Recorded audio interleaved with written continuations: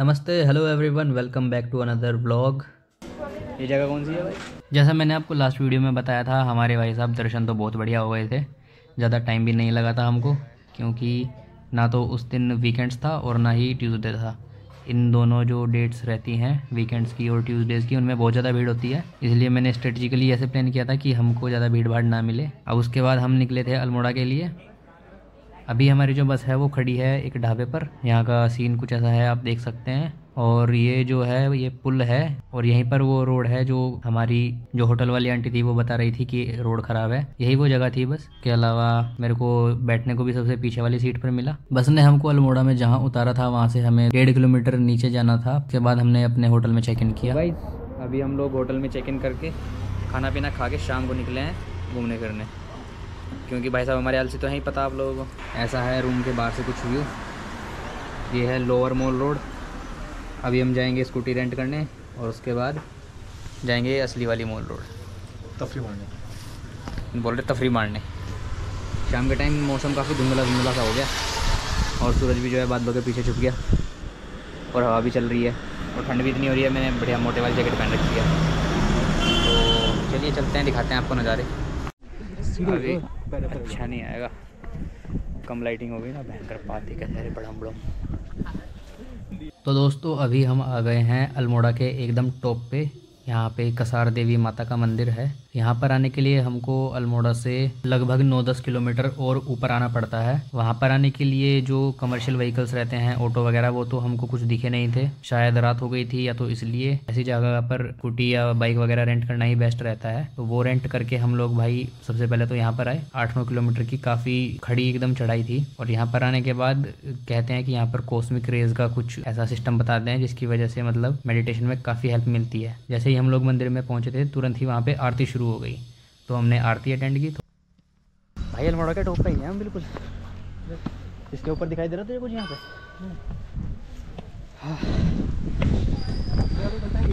थोड़े बहुत ये फ़ोटोज़ क्लिक किए और फिर उसके बाद हम वापस आ गए। रात को डिनर किया और फिर पूरी रात रेस्ट किया, क्योंकि 2 दिन से ट्रैवल कर रहे थे हम लोग ऑलरेडी। अब हम लोग आपसे मिलते हैं कल सुबह। Hello everyone, good morning, welcome back to the day 2 of our trip. अभी मैं आया हूँ सुबह सुबह होटल के बाहर, रूम के बाहर, होटल की बालकनी में है। यहाँ का भी मैंने आपको टूर नहीं कराया था शायद, वो तो मैं आपको दिखाई देता हूँ। ये ऐसे ही कुछ कॉरिडोर है, ये सारे रूम्स हैं। ये वाला रूम हमारा है। सामने का व्यू कुछ ऐसा है। यहाँ पे सुबह भी यार देर से खुलती हैं दुकानें और रात में जल्दी बंद हो जाती हैं। धूप इतनी तेज़ नहीं निकल रही, सुबह तो इतनी भी नहीं निकल रही थी। हमारा प्लान था एक क्लैंक रिज करके है वहाँ पर जाने का, लेकिन जब बादल हो रहे तो यार सनराइज़ तो दिखता ही ना, इसलिए हम फिर गए ही नहीं। सामने वो शनिदेव का मंदिर भी है एक। अंकल जी ने अभी घंटा बजाया वहाँ पर आगे। चलिए आपको रूम का टूर देते हैं कुछ। इसका नाम है कॉटेज क्लब, जो कि लोअर मॉल रोड पे है अल्मोड़ा में। एज वी एंटर, यहाँ पे हमको मिलते हैं बगल में स्विच बोर्ड्स और यहाँ पे कर्टेन्स के साथ पूरा कांच के और जाली वाली खिड़की। अच्छा ये वुडन वाला काम हो रखा है। उसके बाद 2 चेयर्स पड़ी हैं टेबल के साथ। यहाँ पे हमारे हेलमेट वगैरह हैं। सामान तो बस आपको पता ही है लौंडे लोग कैसे रखते हैं, वैसे ही फैला के रख रखा है। ये बेड है, ये पड़े हमारे हाँ हो गया कट कर देता हमारे आदित्य भाई साहब के सामने लगा है। ये LCD panel, set top box भी है, लेकिन हमने ऑन ही नहीं करके देखा। ये डस्टबिन है और ये 2 डेस्क जैसी दी हुई है स्टोरेज का, तो इसमें कुछ सिस्टम नहीं है। आगे आते हैं तो फिर इधर ये भैया ड्रेसिंग एरिया है। सामने लाइट दी हुई है, एक ऊपर भी लाइट थी। और पूरे रूम में ये पीवीसी वाला वर्क हो रखा है, पीवीसी या वुडन वाला। जितना बड़ा रूम है प्राइस के हिसाब से तो डिसेंट है। बहुत बढ़िया है। प्राइस भी तो बढ़िया है इसका। ये वार्डरोब है और इसके अपोजिट में है बाथरूम। बाथरूम भी भाई बहुत सुंदर है, एकदम बढ़िया मेंटेन्ड। एक लाइट इस तरफ है, एक लाइट शीशे के सामने है। हैंडवेयर की बात फिटिंग्स है और गीज़र भी है। अभी मैंने गर्म पानी करके हाथ मुँह धो चुका हूँ। यहाँ पर भी एक डस्टबिन प्रोवाइडेड है और ये सब सिस्टम है भैया। बढ़िया है, मतलब कोई दिक्कत वाली बात ही नहीं है।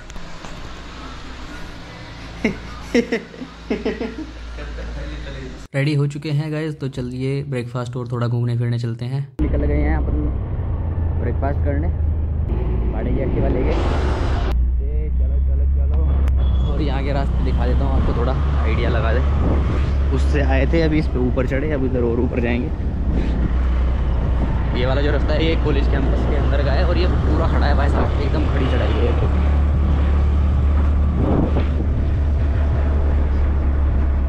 साइड से व्यू कुछ ऐसा है, एकदम खाई खाई। ये देखो फिर से आदित्य भाई, कैसा लग रहा है चलाने में? बिना लाइसेंस के अच्छा लगता है हर चीज़। उत्तराखंड पुलिस बास्केटबॉल कोर्ट है, फुटबॉल कोर्ट भी है भाई। पीछे ट्रैफिक आ रहा है।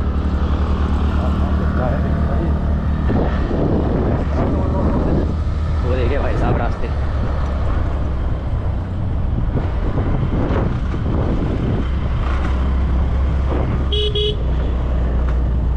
अभी हम ब्रेकफास्ट करेंगे, अगर कहीं मूड हुआ तो कुछ थोड़ा बहुत घूम लेंगे और फिर उसके बाद हम वापस होटल रूम पे आके चेकआउट करके फिर एक्टिवा को वो करके सरेंडर करके अपनी जो रिफंड अमाउंट है वो भी तो लेनी है भाई साहब।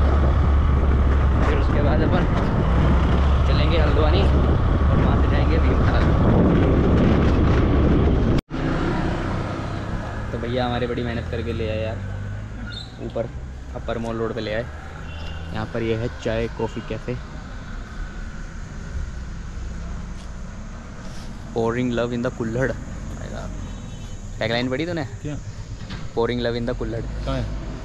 पढ़े इस पर। आइए चलते हैं, ब्रेकफास्ट करते हैं, फिर देखते हैं कैसे क्या सिस्टम है।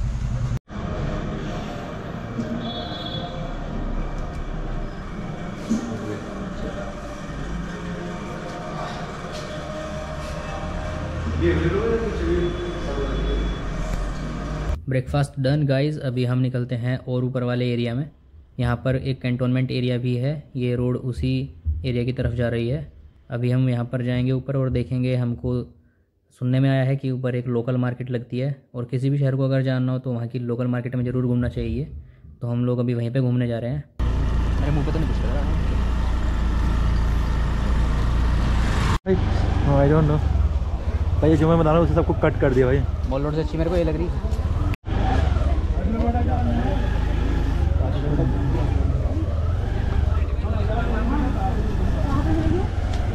भाई वहाँ पे बहुत ज़्यादा फोटोजेनिक वो आते हैं सीन।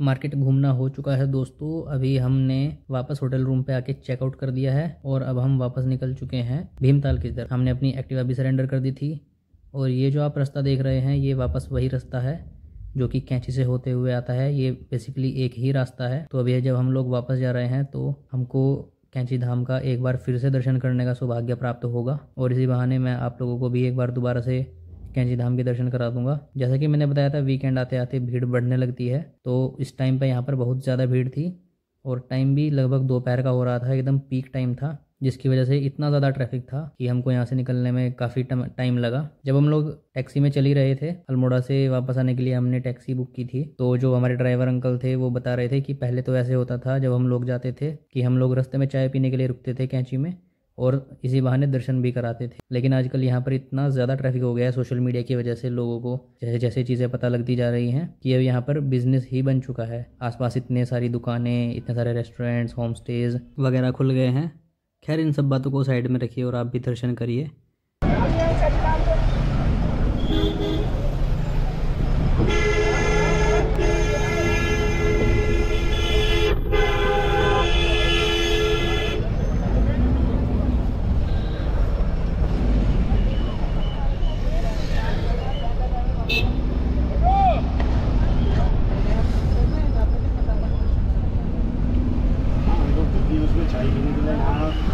सकते थे जो भी साधु। और लगभग 1.5 घंटे के सफ़र के बाद हम लोग फाइनली भीमताल पहुंचने वाले हैं। ये रास्ते हैं वादियाँ, इनके नज़ारे लेते हुए हम भीमताल आ रहे थे। और बैठे बैठे हम दोनों की जो हालत टाइट हो रखी थी थकान की वजह से, वो आप लोग देख ही सकते हैं।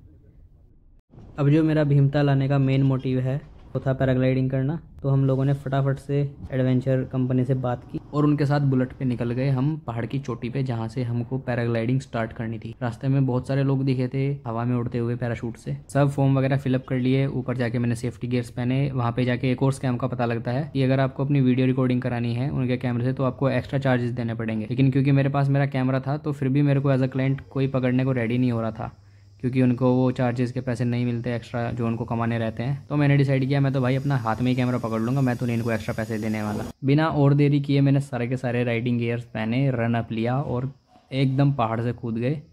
और भाई साहब जो फीलिंग आई एकदम पहाड़ से कूदते ही जैसे हम हवा में थे, ओए होए होए भाई साहब मज़ा ही आ गया। और ये मैं आसमान की ऊंचाइयों में, पहाड़ की वादियों में मज़े लेता हुआ फिर एंजॉय।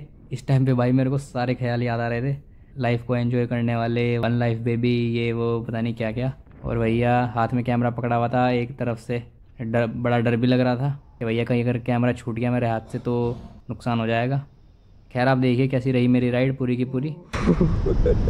हवा बड़ी सही चलती है भैया इधर। ये भैया चौली ताल उधर बोल रहे थे, चौली ताल जो बोल रहे थे उधर ही है वो सामने ना कुछ। अच्छा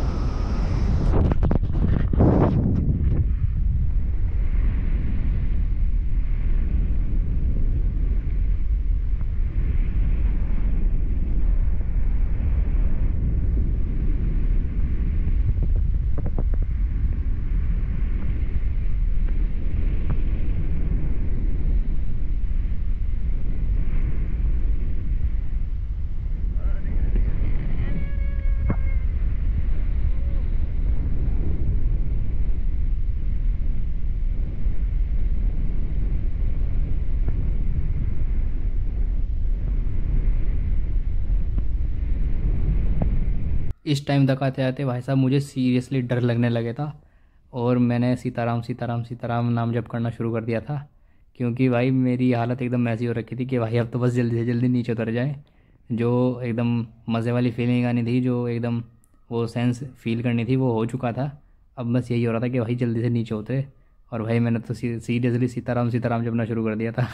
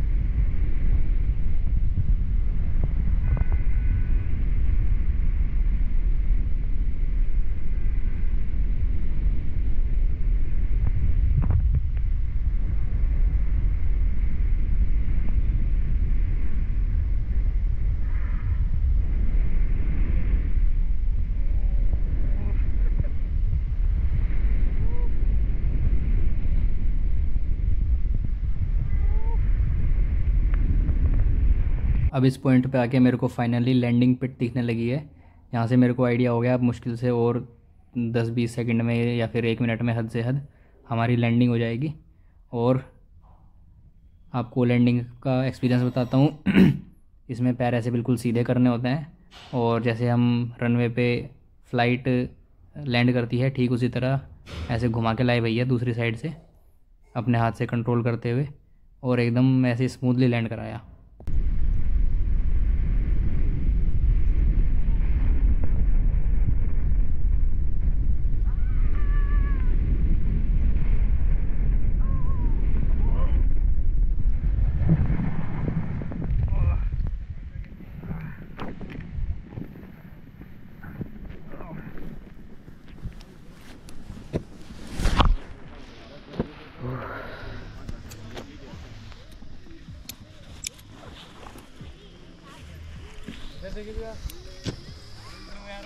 लगा है हाँ जीवन का नहीं है वेल लगा नहीं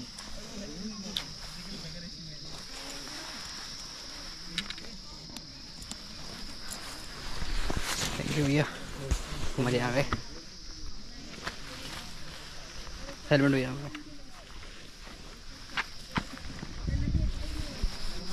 तो भाई पैराग्लाइडिंग खत्म हुई 4-5 मिनट की रही होगी मेरे ख्याल से हाँ लगभग 4 मिनट की रही मज़ा ही आ गया भाई और भी लोग आ रहे हैं अभी ग्लाइड करते करते यहाँ पे भैया थे इन्होंने फ़ोटो क्लिक किया था एक लैंड होने पे अभी आपसे मिलेंगे जब वापस जाते हैं क्यों भैया क्यों परेशान आप इतनी देर खाना नहीं मिल रहा खाना तो ऑर्डर कर दिया अभी किया हाँ तो अभी क्या है ना अभी किया है ना तो दिखाई दे रहे हो कैमरा चल एक कट कर देना हमारी ट्रेन आ गई है दोस्तों प्लेटफॉर्म पे सुपर व्यू कर रखा है मैंने और खाना ऑर्डर कर दिया है खाना आएगा लेके चढ़ जाएंगे सीधा डिब्बे में और फिर खाना खा के सो जाएंगे और क्या है इतना कॉम्प्लेक्स करते हो यार तुम चीज़ों को। अब ट्रिप खत्म होने पे है दोस्तों, थोड़ा सा खाना हम भीमताल में ही खा के चले थे, फिर आके हम काठगोदाम के रेलवे स्टेशन पे बैठ गए थे और आके हमने जो टिकट बुक किए हुए थे अपनी ट्रेन में वो तो हमारे क्लियर नहीं हो पाए थे, वेटिंग लिस्ट में थे, तो फिर हमने करंट में फर्स्ट एसी में दोनों ने टिकट बुक करना पड़ा। खीत एक्सप्रेस के फर्स्ट एसी में ये लाल चेन थी खींचने वाली, वाटर बोतल होल्डर था, चार्जर था, स्विच था, उसके बगल में ये लेदर का फोन होल्डर था, सामने ये रैक था, इस तरफ रीडिंग लाइट्स थी, एसी वेंट्स थे और स्टेयर्स थी चढ़ने के लिए ऊपर, और ये टॉयलेट की भी लाइट्स थी जिससे हमें पता चल जाए डब्बे में बैठे बैठे कि कौन सी सीट कौन सी टॉयलेट वैकेंट है और कौन सी ऑक्यूपाइड है। लेकिन ये काम नहीं कर रही थी क्योंकि मेरा दोस्त अभी वॉशरूम में ही था और इसमें मैं देख रहा था कि ग्रीन बत्ती जली हुई है। रानीखेत एक्सप्रेस से हम लोग पहुँचे थे गाज़ियाबाद और गाज़ियाबाद उतरने के बाद हम लोग सोच रहे थे कि अगर हम हरिद्वार एक्सप्रेस कैच कर पाएँ तो हम उतरते ही तुरंत हरिद्वार एक्सप्रेस में चढ़ जाएंगे, लेकिन उसका जो डिपार्चर टाइम था वो हमारी ट्रेन के अराइवल टाइम से पहले हो गया था जिसकी वजह से हम वो ट्रेन कैच नहीं कर पाए। फिर हम लोग आए योगा एक्सप्रेस में और योगा एक्सप्रेस में मेरे को कॉलेज का एक पुराना दोस्त मिल गया जिसके साथ मैंने थोड़ी सी क्लिप रिकॉर्ड की।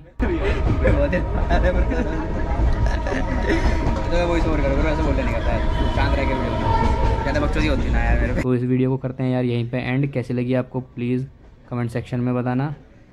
Thank you so much for watching this video.